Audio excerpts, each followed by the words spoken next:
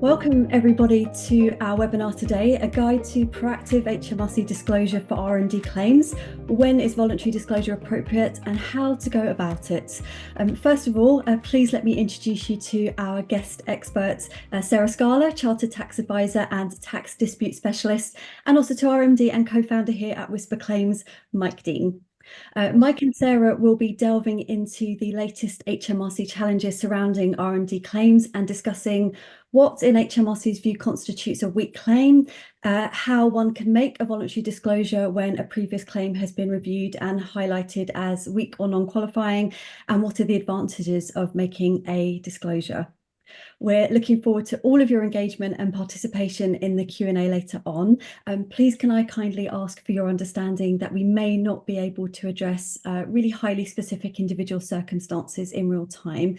So instead, please can I encourage questions that have a broader relevancy to allow us to provide insight and guidance that can benefit the whole audience today.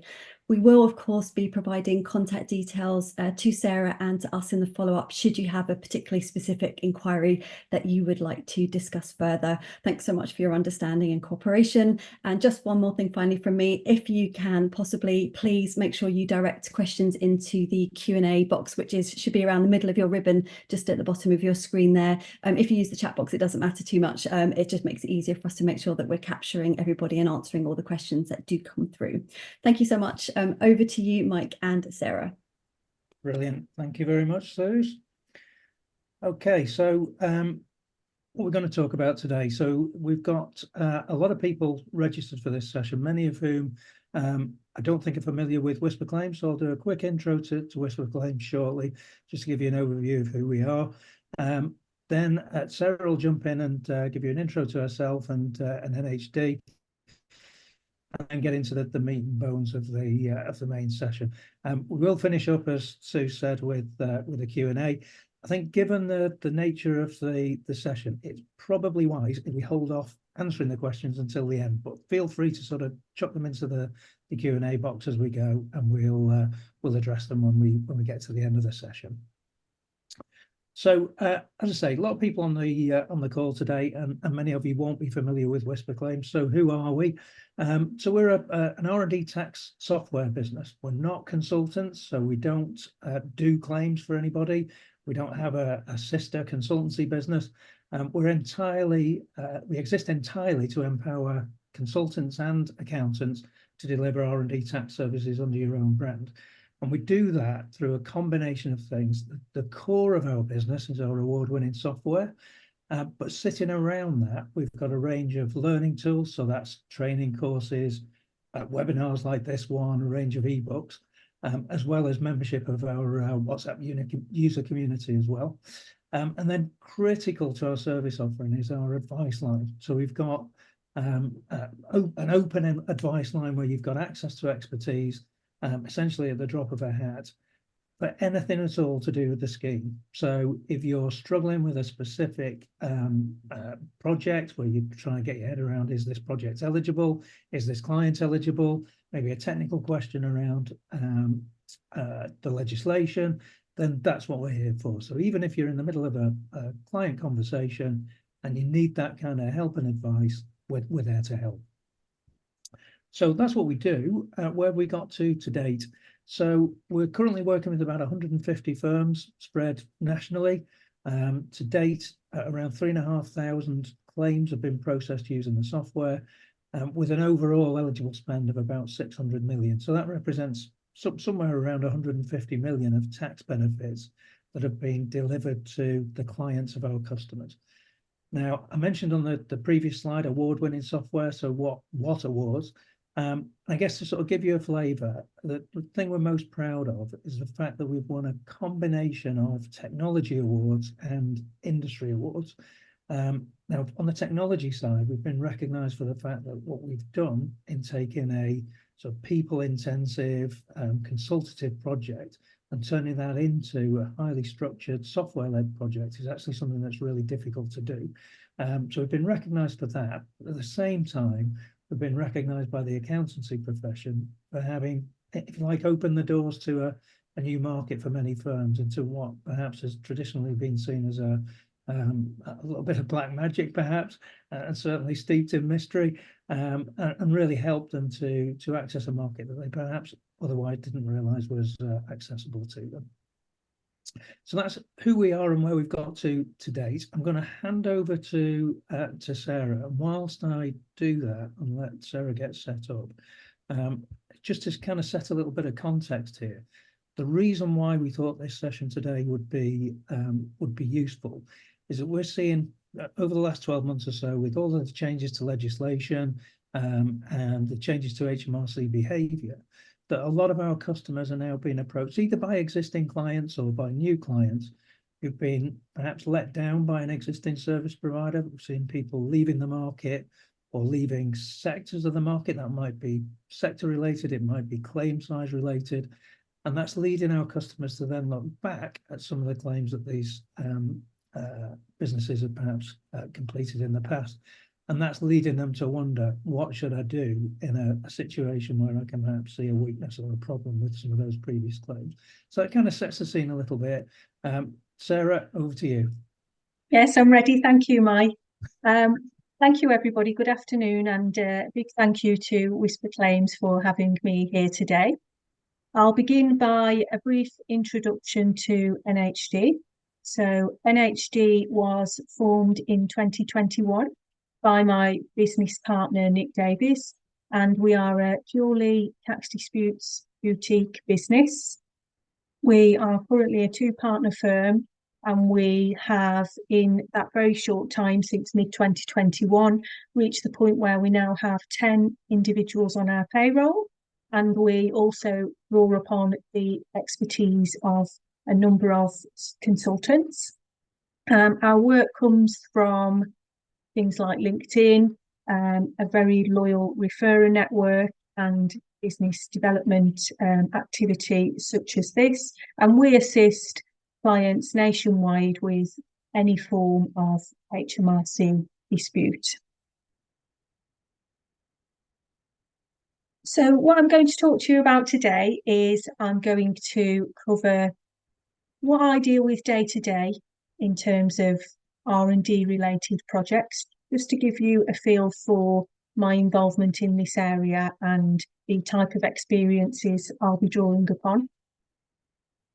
As I think Sue suggested in the intro, I'm going to talk about what, in my experience, HMRC will view as a weak claim, because of course, when you as an advisor take on a new client, you have the benefit of that discussion with the new client and hearing about their business and their projects, whereas the investigators at HMRC's end will look at the validity of a claim solely from the point of view of the submission that's been made. So I'd like to talk to you about the recurring themes that we consider to be occurring across the board, whether that be on strong claims or weak claims, and why might HMRC think that a claim is weak when perhaps it's not, based on the additional information you've been able to glean from your new client discussions.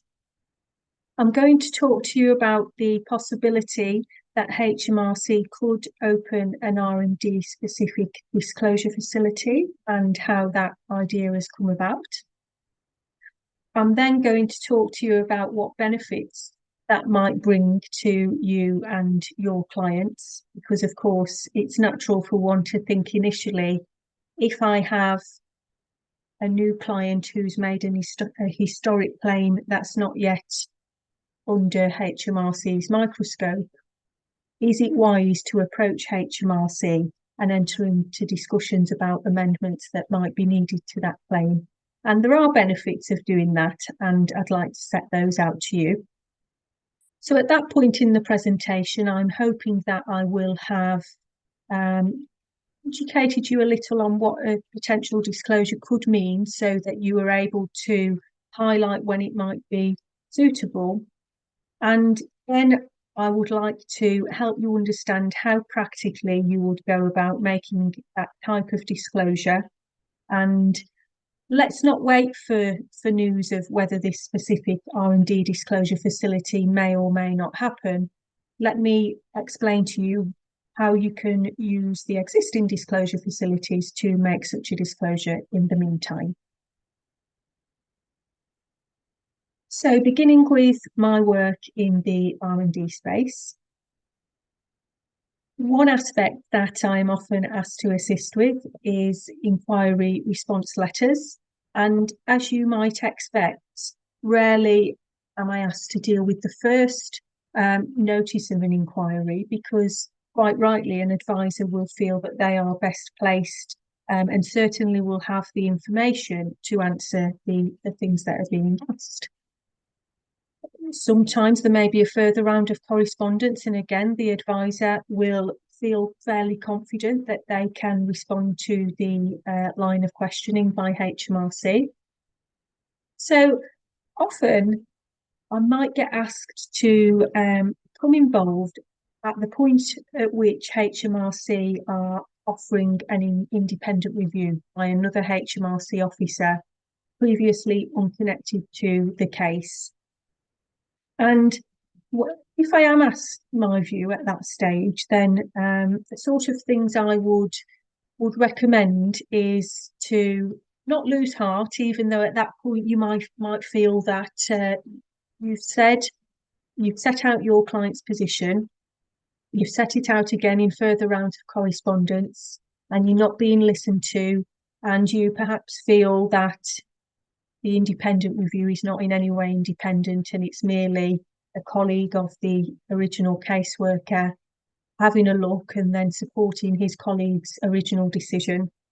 But I would always view this as a genuine opportunity, a further step in the process when it's possible to influence the decision and persuade HMRC of yours and your client's position.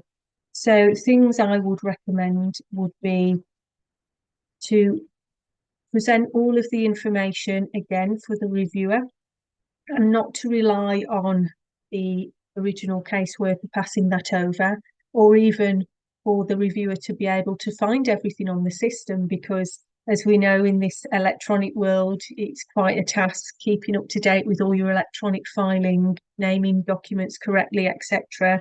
So my first piece of advice for my contacts is produce a fulsome submission, include previous copies of correspondence, if you think that will help get everything under the reviewer's nose.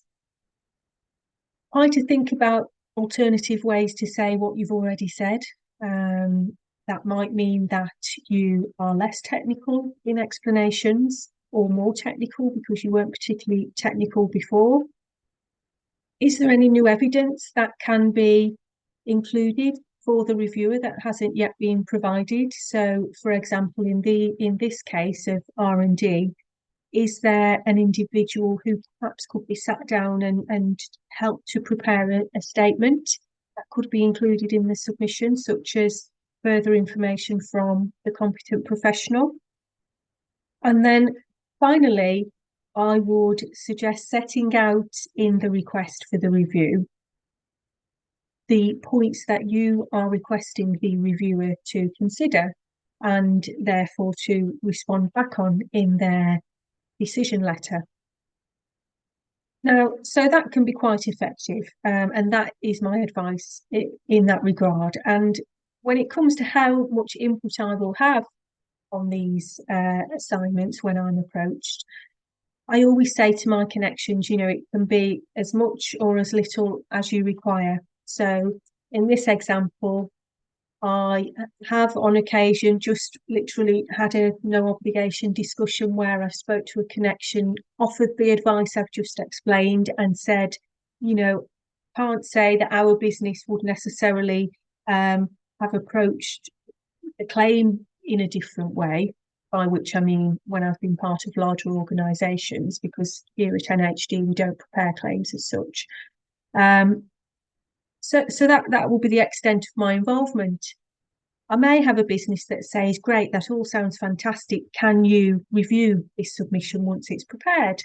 And then on the other end of the scale, I might have a contact who says, this is at the point now where we'd like you to take this forward and prepare it for us. So in terms of my day-to-day involvement in responses, it varies basically and can be tailored to suit the individual case and advisor. And that applies also to support at HMRC meetings. So I can speak to somebody and give them a few pointers as to how that should be set up. Suppose first step, is it wise to meet with HMRC? And that can then run right through to preparing a client for being in front of HMRC and of course support at the meeting itself. I've got on here a second opinion of the validity of a claim, because we do have an R&D consultant who's offered that support. But I think for the purpose of this presentation, you are no doubt that support to each other anyway. Penalty negotiations is a big one for me. And it can sound like a straightforward task, but just looking at a penalty alone, if prepared, if representations are made and prepared fully, then that can be a standalone document which can save the taxpayer quite a lot of money if successful. So I am regularly asked to get involved in an R&D inquiry purely from the point of view of making representations on the penalty.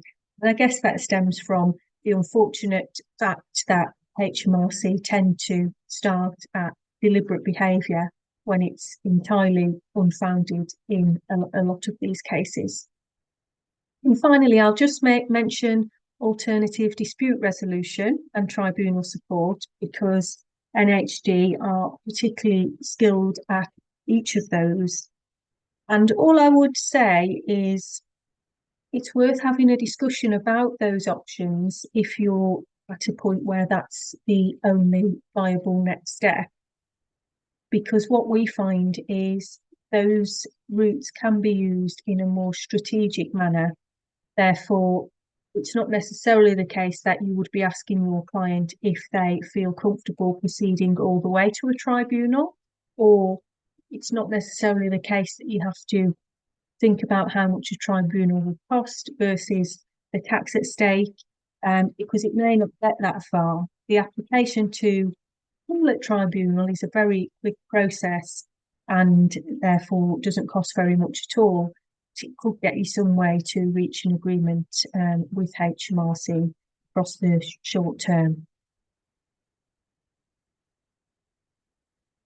So I'll just briefly touch here on HMRC's view of a weak claim for reasons I explained earlier, being that you may have a new client and you've had the benefit of being able to speak to them and hear about their projects and claims and everything that's come before your engagement.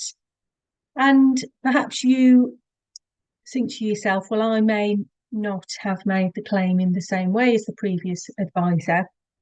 For example, there are some elements of the claim that I think are a little weak and I probably wouldn't have put those through. So if you look at the report and financial schedules, and some of the characteristics I'm about to explain to you are there, not only will you have the knowledge that you might not have made the claim in the same way and an element could perhaps be amended, but you will also see whether this claim is at risk of being flagged to HMRC because of the quality of the report and the schedules. So if those two things both align, then in my opinion, that might make this case better suited to voluntarily offering up the amendment to HMRC. So the sort of things that as a firm we see frequently, which perhaps could be improved on, are reports that are too long with irrelevant information, yet they don't include concise and clear descriptions of the key aspects that HMRC will need to be considering and checking off, like, for example, competent professional, their exact involvement with the business and during what periods, their education and previous work experience, and of course qualifications, the baseline and how that was arrived at, the technical advancement sought, And then on the financial schedules, we see that sometimes they're not included as a separate schedule, and whether or not they are, sometimes the breakdown, there may not be sufficient breakdown of the financials, or if there is, it's still difficult to refer back to the report narrative and clearly see what's happened over what timescales.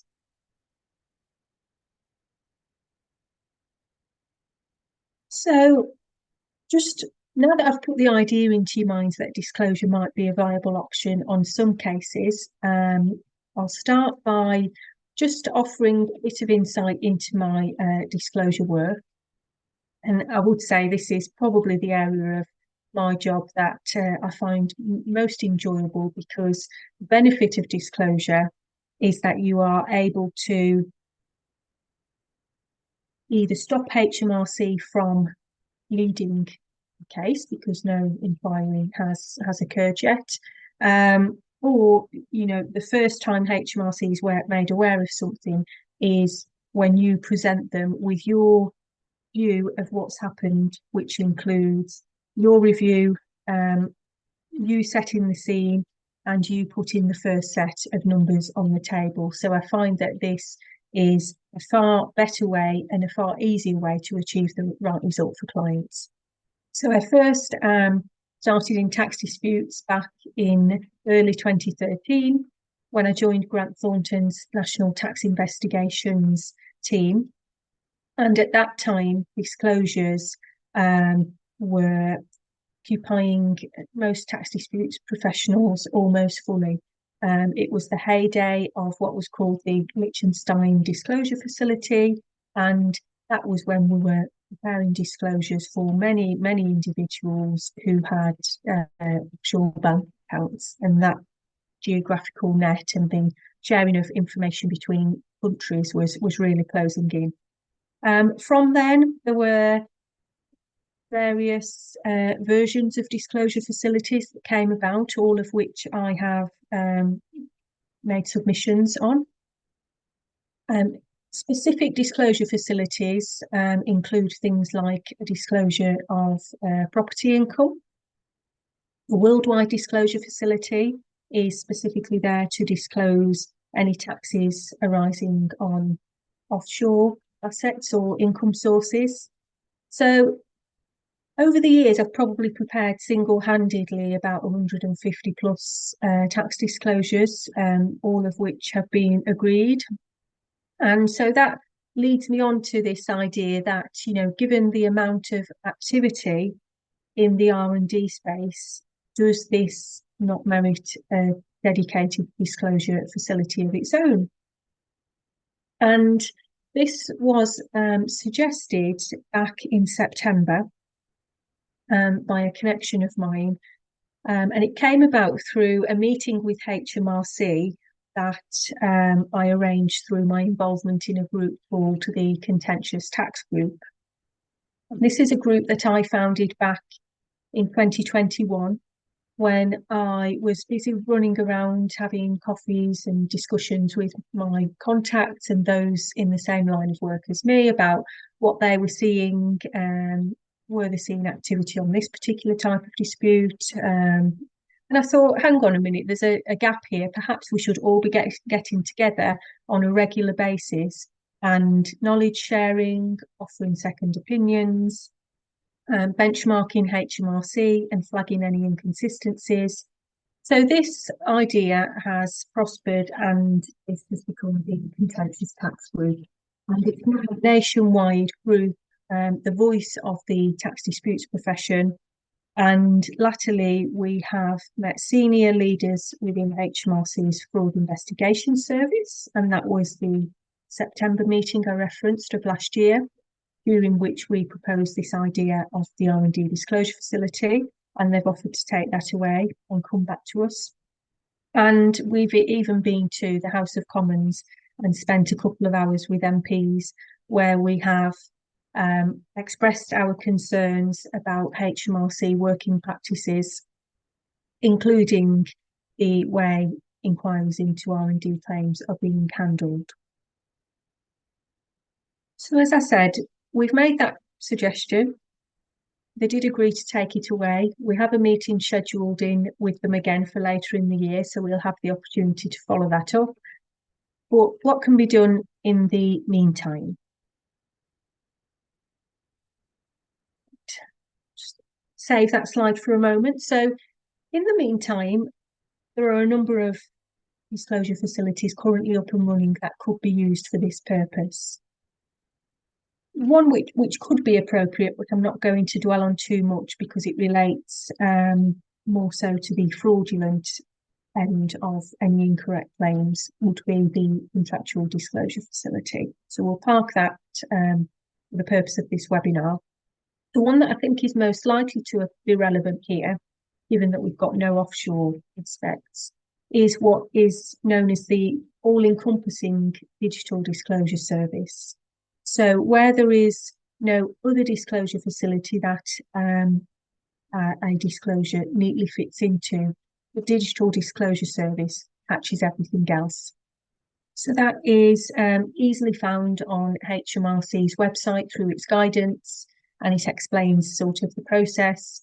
Key things, I suppose, to make you aware of is you'd only be doing this if there was no existing inquiry, and if this amendment that you were thinking of making was out of time to be made through the normal tax return window. So you would, at that point, you can go on HMRC's website through your government gateway and register a notification to disclose.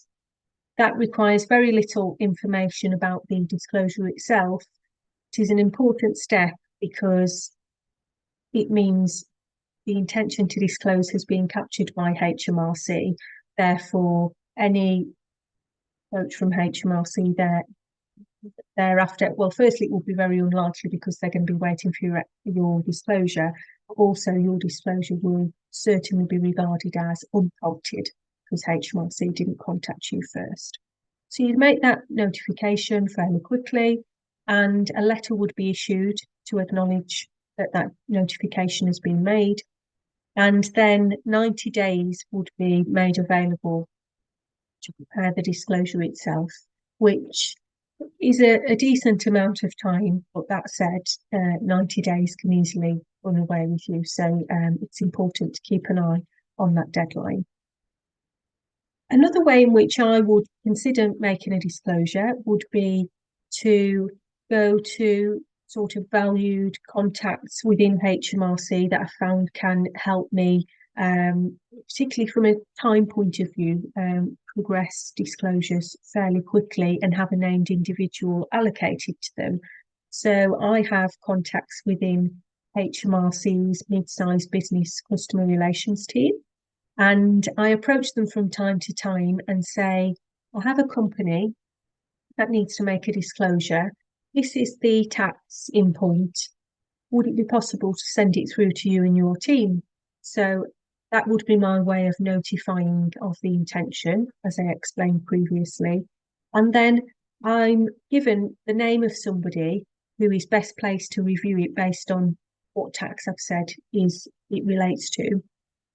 And that's great because it means you can have a direct rapport with that person and agree timescales, follow up with their review of the disclosure and how they're getting on with that. And the reason I mention this is not to say, if you use me, then you'll have access to these specific contacts, because by way of example, I had a lady accountant contact me last year and she said, I've got a disclosure to make. I'm really comfortable with what it involves, the restating of accounts, computations of corporation tax and VAT. But the disclosure part, I feel, is a bit risky because I've never done one before. So on that case, I recommended this route, made the approach for her, and this lady did all the work, which of course she was then able to invoice the client for. My involvement was fairly limited, and I even sent her a template narrative for her to populate, which we then sent on to HMRC. So, you know, that option is very much there at a fairly low cost to you if you did want to to take me up on that. And I suppose some might think, well, would she do her own disclosure next time, not involving me? Yes, probably, but I'm sure that something more serious could come along, and of course then she will hopefully bear me in mind.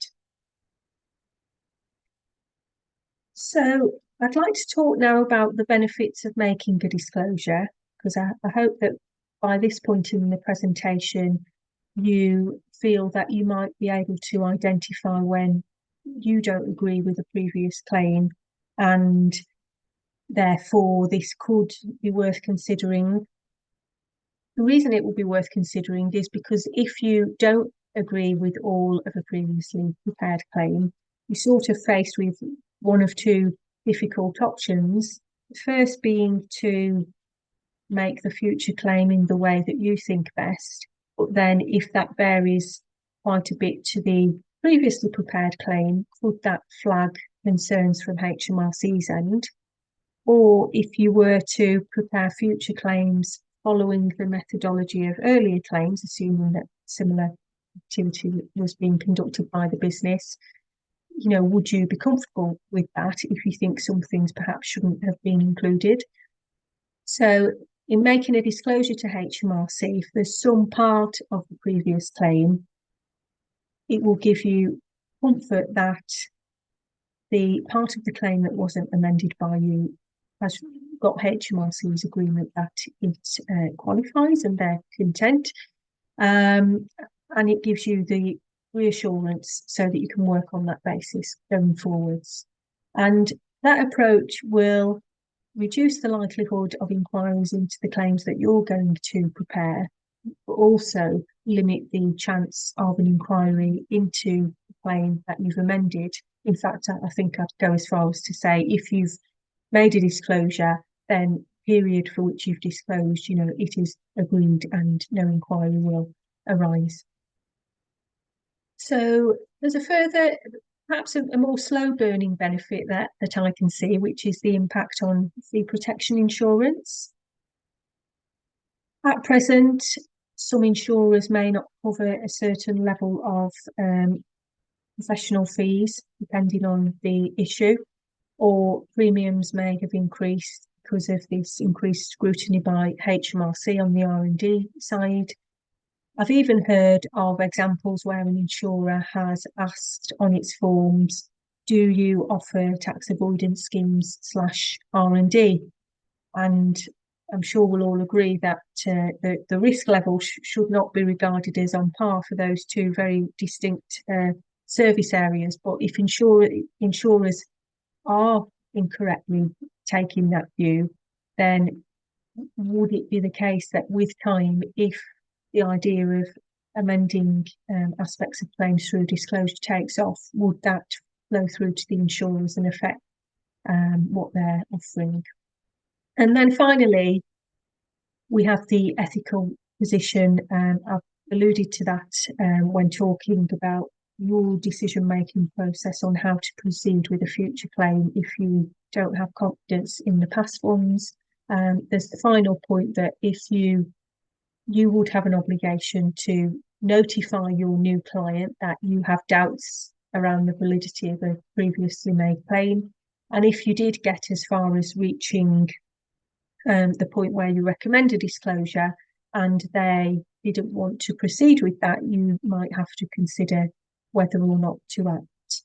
I have been asked in the past how to have that conversation and how to persuade the client to make the disclosure.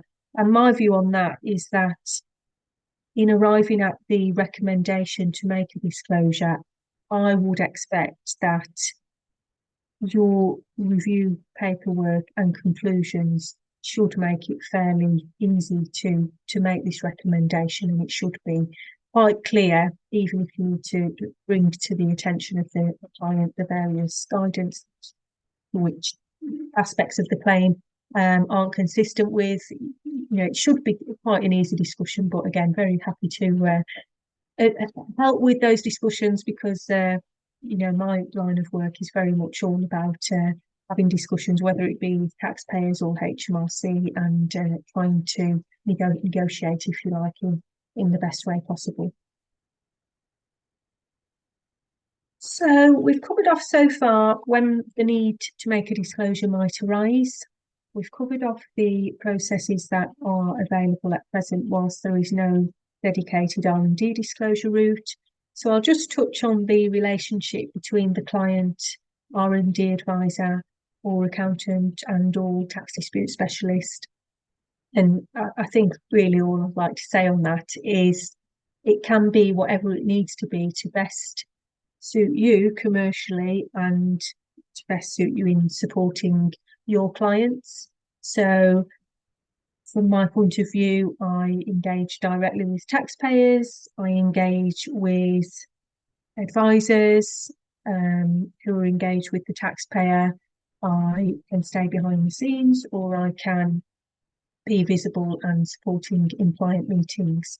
And then with regard to any authorities needed with HMRC, it can certainly be arranged that I either don't need authority because, as I suggested, in some cases I'll be behind the scenes, but if I did, there are means through which that wouldn't displace your own authority.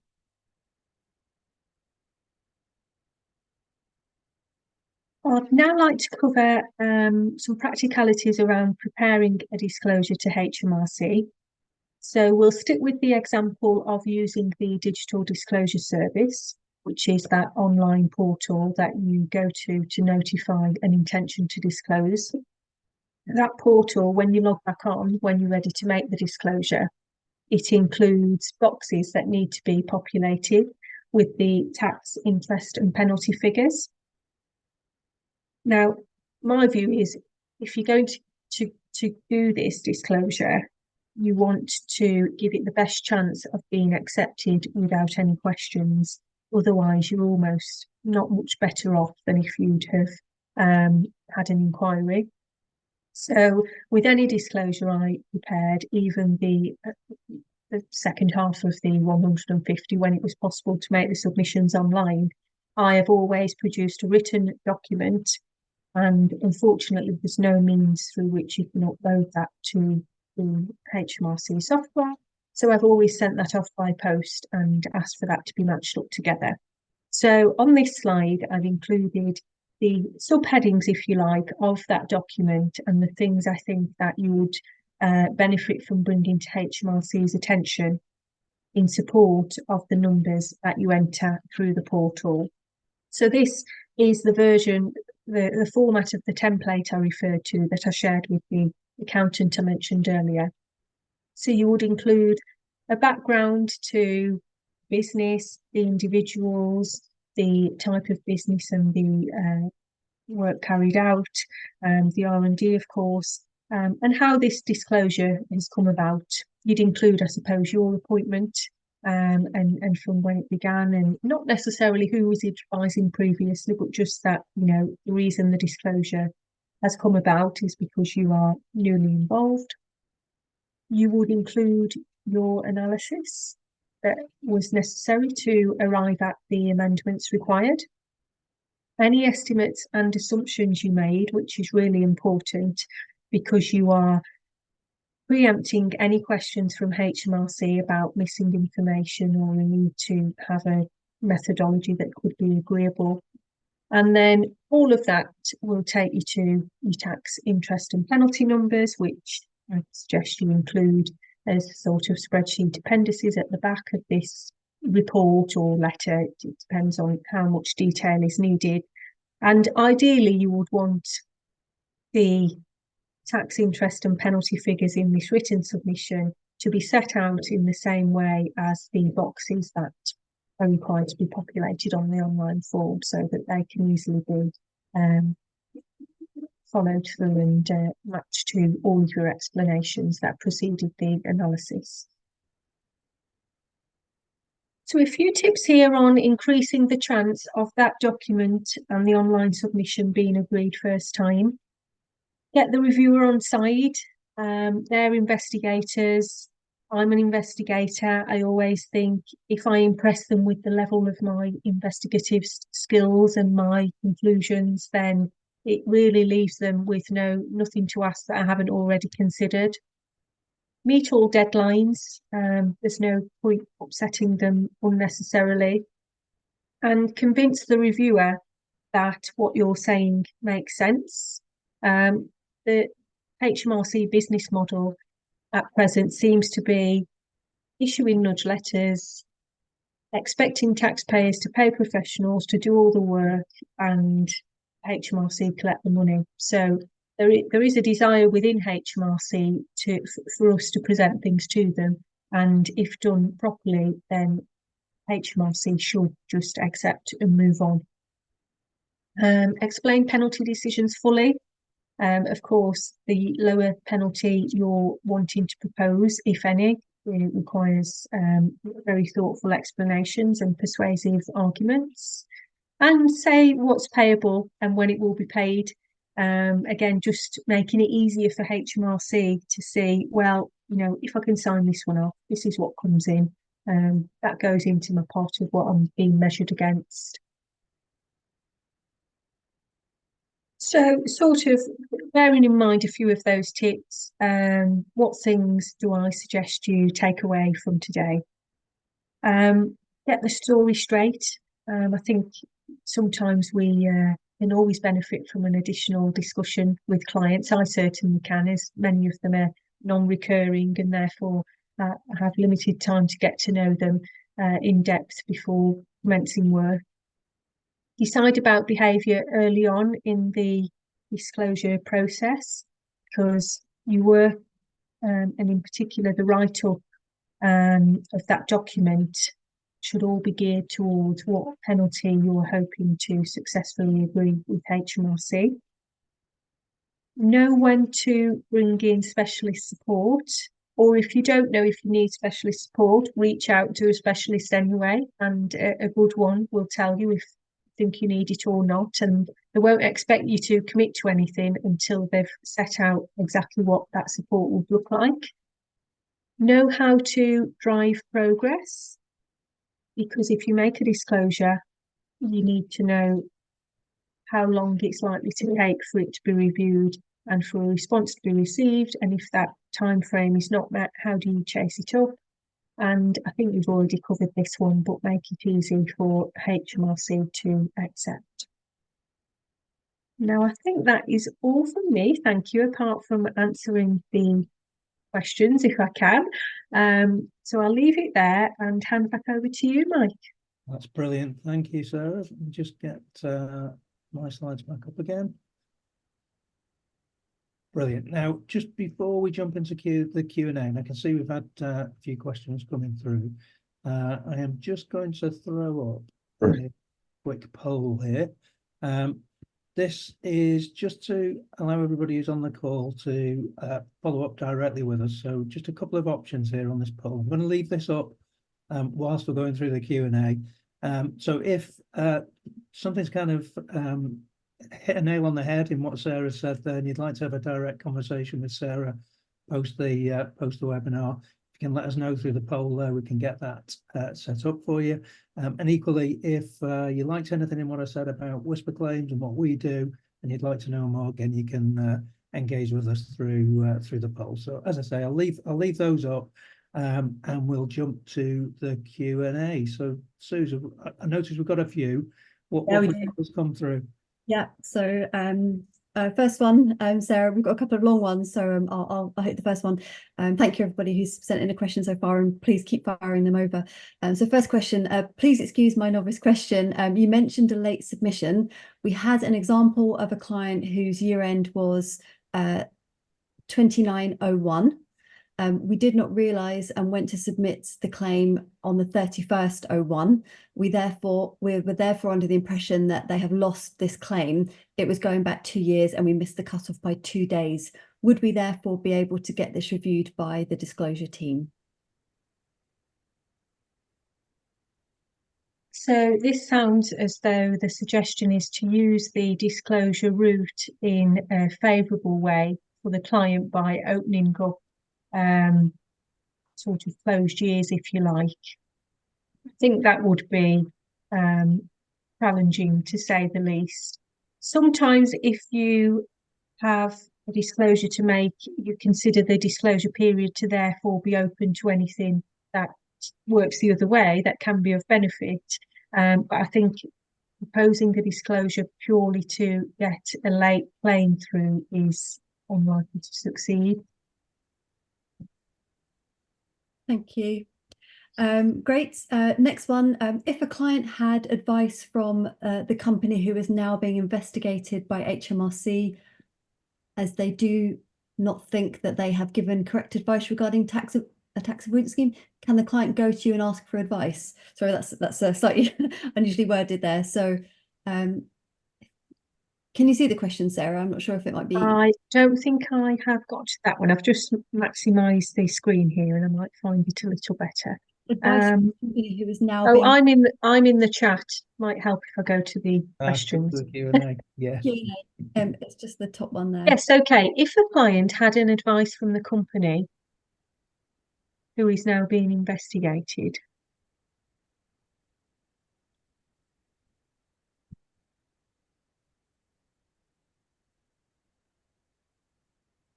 it is a bit difficult to get the hang of this, but absolutely happy to follow up with Ludmilla separately. I wonder if the former advisor is being investigated by HMRC. Perhaps better if I follow up separately on that one and have a chat, maybe is the easiest option. No problem, no problem. Thanks for that. Okay, next one. Can we amend the figures after the claim has been submitted and HMRC has raised an inquiry? If so, how and what is the expected turnaround time?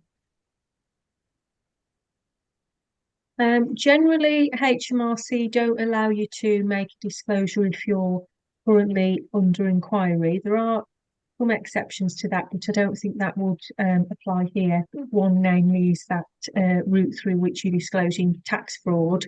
That's available to you, provided you're not under criminal investigation, but I don't think that really applies in much of these cases. However, that doesn't mean there is not a means to carry out the type of work that I've described throughout this presentation and present it just through a different means in order to achieve the same outcome, i.e. to persuade HMRC on what you're hoping to achieve for your client. It might just be that, yes, unfortunately, there is already an inquiry going on, but is it worth having a discussion with me or somebody else that in my line of work just to see if we have any additional insights to offer in terms of handling that inquiry?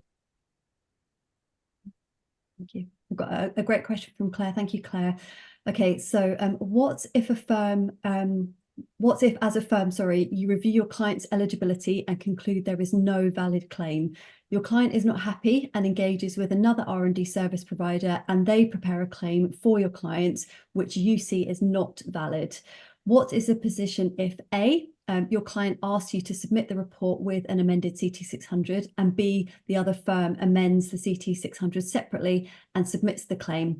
If the client doesn't want to disclose, does this put your firm at risk of assisting with the submission of a wrongful claim in scenario A? Now that is in the chat if you want to just have a quick look at that. Yes, I've seen that. And in fact, that was what was occupying me when I wasn't looking at the question you needed me to be looking at, because it's my friend Claire Upton. So thank you, Claire, for joining today. I think it's an excellent question because it's so important for Claire and others to check their exposure if clients going to proceed with something through another firm, yet you're still acting as the day-to-day corporate tax advisor. I'd have to look into that, and I think the best starting point is maybe if I go to our dedicated NHD R&D task force, those colleagues there, and see if this is something they immediately have a view on. If not, then I'd happily have a look, because I think we need to know this. It does feel as though in submitting a corporation tax return that inevitably factors in this claim that you don't agree with, there is some risk. I think it's going to be a case of finding exactly what's set out in black and white and who the risk falls on. I think just to add to that, Sarah, because we've had customers of ours ask this question in a slightly different context. Okay, yeah. Previously, where they're perhaps just uncomfortable in general submitting a CT 600 amendment when they've not been involved with the claim at all, irrespective of their view on the claim, just the fact that they've not been involved with it. So we do hear quite a lot of people sort of taking the view that they just won't do that for a client, so they flatly refuse to do it. And I suspect with the fact that now the AIF includes the essentially a list of advisors within it, including the person submitting the CT 600, this is probably getting it to be an even more pointed topic. So I guess the only thing I'd just add to what you said, kind of outside the specifics of this question, is that it is an area that people are increasingly sensitive about, and certainly we've come across firms who've refused to submit CT 600 amendments on that basis. Yeah, great. I've got another couple of questions here. One is, how would you recommend broaching the subject of a possible disclosure with a client? What are your top tips for raising it as an issue? I think I would certainly draw upon the greater increased scrutiny by HMRC and put the emphasis on risks of claims being challenged is because of HMRC's increased activity, because the last thing you want to do is be bad-mouthing any other advisor, in my opinion. You could also reference the fact that historically claims were paid out, but that didn't necessarily mean that they were being reviewed, as we now know. So it can be difficult for taxpayers to hear that the claim is unlikely to be accepted if they've had previously claims that in their mind were accepted and weren't dissimilar. And then, as I suggested in the presentation, I would hope at the point at which you sit down with them and say, I think this is a course of action to take, a disclosure, you should have some form of workings and reasonings ready to aid the discussion. And I would pitch it as, this is the total of the claim, it's all exposed as not being allowed. This bit I think is strong, and it's just this hopefully smaller bit that is not. But in making a disclosure, we get the clarity on the greater proportion of the claim. And yes, we're having to concede on the smaller bit, but that gives us peace of mind going forward and allows me, as your new advisor, to be confident in what we're putting forward and that the risk of challenge is reduced. I can see that being a difficult conversation, Sarah, quite often. And I guess it comes down to, you mentioned in the presentation, I guess you could come to the conclusion that it's not a client you want to work with if that conversation doesn't well. I mean, here at NHD, we've reviewed a claim for a business recently and said we thought it was weak. Next thing we know, they've gone to one of our competitors who said, we're excellent in R&D claims and we'll be sure to get this through for you. We don't think that will happen, but if you say that, you may get a new client and then you may get some billings from them, and they may not figure out you're unable to do it until further down the line. Well, yeah, we're sorry to see the client go, but if they're that type of client that they weren't prepared to take our recommendation, then let's move on. Yeah. Okay. I do have another question here from another Claire. Thank you, Claire. I'd be interested to know the answer to Claire's question about whether we would be at risk if we submit an amended return. Okay. We don't believe there to be a claim. I'll make a note of Claire's name. I mean, I'm sure we'll liaise Suze on these individuals, but I've got Ludmilla, Claire, and Claire's queries jotted down. Right. And I've got one more just here. If anybody else has got any questions, please do feel free to fire them over. We do have a few more minutes. The question is around pricing and how do you price for the service offering, Sarah? I presume that means personally, how do I go about pricing for these things? And then perhaps based on what I say, it will help you think about that. Typically, I still price on a time spent basis. So I just think to myself, you know, how many hours do I think this will take with something like a disclosure, and the amount of years I've been doing that for, I think I'm fairly accurate on that, and I'm always happy to, you know, if not give a fixed fee, which generally I'm happy to do, then I'll certainly give a range. I do always price and quote for these things on the basis that it's a fee of X or between X and Y for the preparation and submission of a disclosure.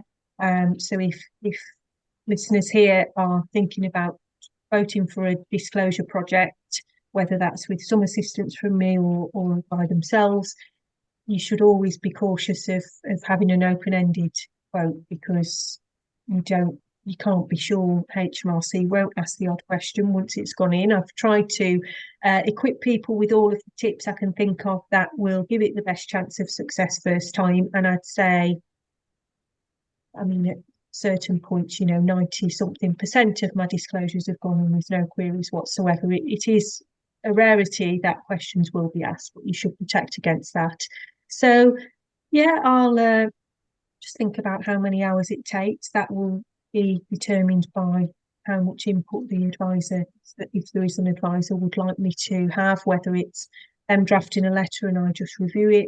I might say, you know, I can see this review taking me 3 hours, because of course to review the next letter in the communication chain, it's likely that I'll be asked to review things that have come before and have some form of discussion to gather the background. So yeah, that's how I typically work. And of course, I do think about very early on what tax is at stake here, and I try to make it an easy decision.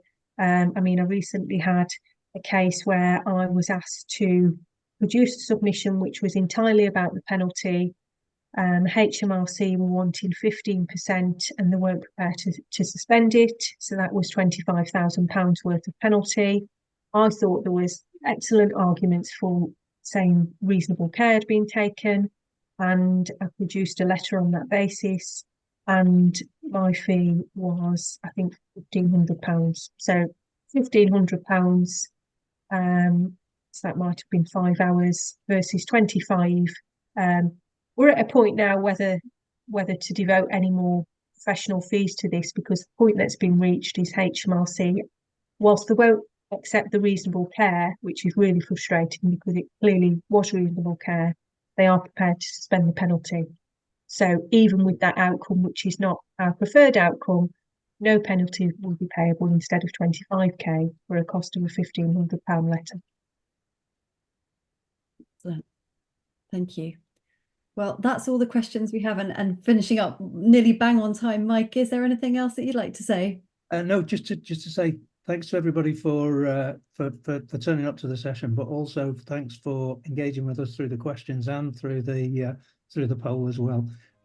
So we'll be following up, I think, tomorrow, Suze, with a follow-up email with a copy of the recording of the event.